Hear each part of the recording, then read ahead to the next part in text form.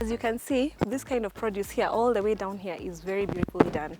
I commend these guys so much. They've done a very good job for them to take care of these crops to this level, and we're able to harvest in the next 2-3 weeks. We're going to be able to harvest the crops, and that will be something that we're really looking forward to it. And from here, we have some other farm that we are already harvesting. I'd like to take you there so you can be able to have a look as well and see how far we're going. To my fellow youth, basically, farming is something that is very doable. It's something you can be able to do. You start small. Don't just sit at home and wait, and if you don't have a job or something that you can do and you have something you can be able to think of, always go for what you want, always create an idea, always try to do something. And farming is one respectable profession that people, over time, they tend to trash it because sometimes you're in gumboots and you're like, hey, this is too much muddy. Don't fear the mud, because you can say something like, someone once said, every once in your lifetime you need a doctor, you need a lawyer, you need a policeman, you need everyone, all the professions, once in your lifetime or a couple of times. But every single day you need a farmer. Why? You feed 3 times a day like medicine. Asubuhi, breakfast, lunch, dinner. Who do you rely on? A farmer. So this is a very noble profession that we need to embrace, and I need to encourage most of the youth. Instead of just sitting at home, try and do something, try to get into groups, try to get into people who can be able to help you, and let us look for those opportunities so we're able to embrace them and to be able to move forward together.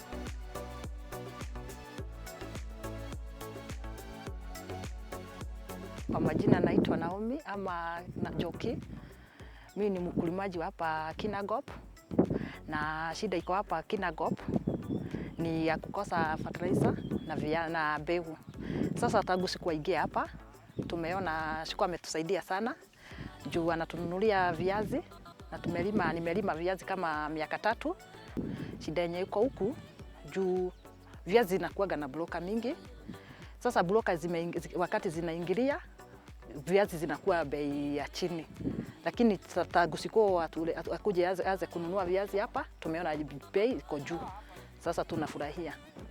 Wakati kitambo hata tukua tunasomesa watoto juu ya kukosa pesa, juu kama hizo viazi tukipanda tukifuna bei zilikuwa chini. Gunia moja tulikuwa tunauza kama na 1,000 ama 800 mpaka 500, lakini saa hizi tumeona viazi iko juu gunia moja tunafuna na 3,000 ama 25. Sasa tunaona saa hizi bei iko sawa, na tumeona sasa tutaweza kusomesha watoto, na county government wakati waliingilia tumeona sasa bei iko juu, na sasa tumeona viazi inaendelea vizuri huku Kinangop. Tutafutie soko mzuri tu broker wasiingilie, juu wakati wa brokers wanaingilia bei inakuwa chini. Susan, karibuni tena sana. This is the other farm I was talking about. So when you want to know the potatoes are actually ripe or they're mature for harvesting, you can see the way we have the stems and the stakes and the flowers have all fallen down, and they're kind of inakauka. It's actually getting dry, so it falls down, and that's when we're actually able to do the harvesting. And that's why you can see this particular parcel of land, we are doing some harvesting. So after we do the harvesting, we're able to store them and then start the processing of what we're able to do, which I'll be able to show you in the next phase of the area. Sometimes it depends on the average of how the farmer have been able to take care of the farm, and we do good agricultural practices, you should be able to get at least 7 to 10 tons or something. But now it depends with how the person has taken care of the farm and how it is. And of course we have some major challenges here and there in this particular area in terms of produce.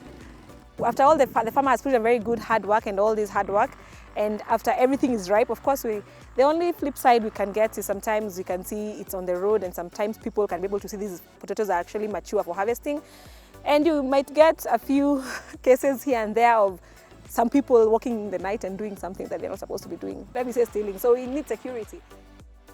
Some people, they actually wait for the rainfall and everything else. So right now you can see most of the other farmers who are not part of our program, they're able to do farming. Right now they're actually at the planting season, this planting stage. So when they're at this planting stage, you find some people, there is a shortage of the potatoes, and then some people can actually see that the potatoes are ripe or they're mature for harvesting. And someone decides to reap where they're not so. So welcome to this place. So after the farming, after we harvest our potatoes, we actually sort them out because we have different varieties. So there are some small sizes which are called seed size 1, and then there are other sizes, seed size 2, which you're going to be able to see at the seedling storage. This is where we normally store the potatoes. These are semi-permanent modified cold storage that regulates the air. So, and it's very dark inside. After you close the door, it's very dark. It prevents the potatoes from going bad. So like these ones have stayed here for almost, is it 3 months? So we're able to keep them different sections, and then we have two doors so that you can be able to remove them from the other side. When you harvest, you have a different entrance door from the one that you actually exit from to be able to control the first come in, the first to get out. So that's why we have 2 entrance doors. And then we store some seedlings here before we actually sort them out into seed sizes and store them into the seedlings storage. So one thing agricultural farmers suffer the challenges. The major challenge is actually how to store your produce, because this crop is very highly versatile, highly perishable. When you harvest them, like the breed that we showed you, it can only stay good for 3 weeks. It cannot go beyond that. It's going to go bad. So one of the things we decided to actually try to do is to do some kind of a cold storage, of course, which is the structure you're seeing behind me here. So this one is able to maintain our potatoes at a cool temperature because it regulates the air from inside going outside. That's why we have a cyclone up there, and it's actually dark inside because the potatoes that we want to stay longer need to be in a dark place storage. So we decided to actually come up with this simple structure, which is semi-modified, which for an average farmer it can be doable, and it can be able to store up to 40 tons of potatoes. We decided to come up with this small simple structure, probably that would cost you between 300 to 400,000, and you're able to hold up to 40 tons, so it can keep your potatoes good up to 3-4 months for you to be able to wait to get the next kind of produce. And if you're not able to, you can be able to come together and do some simple structure, because these are very simple modified structure that keeps the potatoes actually as fresh as they were. When you harvest the potatoes, it's good to do them when it's a bit dry, without the rainfall, because when you have lots of rains or lots of water, you're going to harvest them from the ground, because it's actually a root vegetable. You're going to harvest with mud, and when you sow it with mud, it actually tends to sprout out a bit here and there. Right? But the moment the potatoes are mature for harvesting, you can't let them stay for long on the farm, because if they actually do stay, they're going to go bad. We appreciate the efforts of the government in conjunction with the Micro and Small Medium Enterprises Authority, because they actually came up with a cold storage in Olkalau, which is in Nyandarua County. But you can imagine a farmer like me coming from Engineer, who is going to bear the transportation costs from my farm to go and store my potatoes in Olkalau and bring them back until you get market. That becomes a major challenge. These are things that we need to look into, and that's why we can actually encourage some people to actually have some temporary storages until we come up with a structure that can be able to we come with a working mechanism for us to be able to transport our goods, and of course, or maybe also come into processing with us as well, or with other people as well. We have very many processing companies, or they can also enhance and boost the processors so that they can be able to give this produce a long shelf life and more market.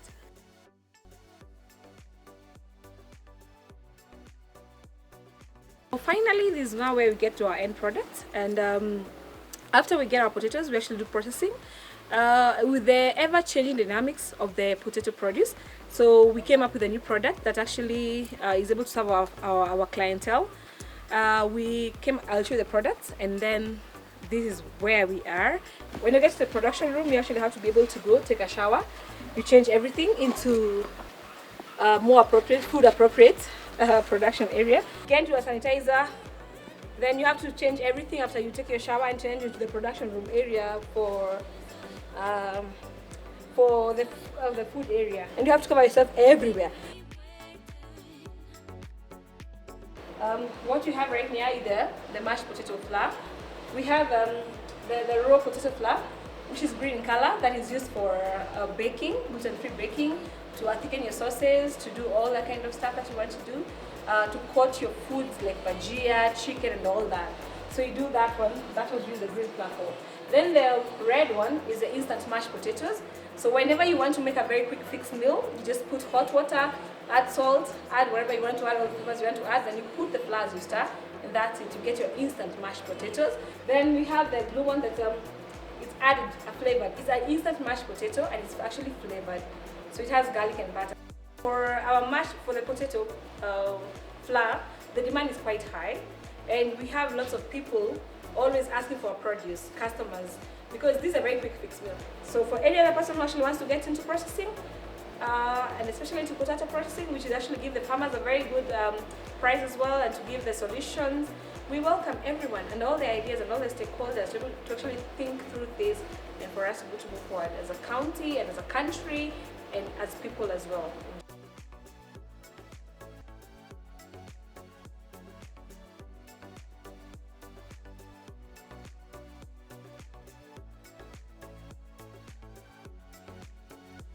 Thank you guys for visiting today. That's it from our business from Yummy Pot, Kenya. You can always find us www.yummypot.co.ke, and on our social media handles, when you search Yummy Pot, you're going to find us, because we do actually the consulting for other farmers and other youths, for us to be able to reach them to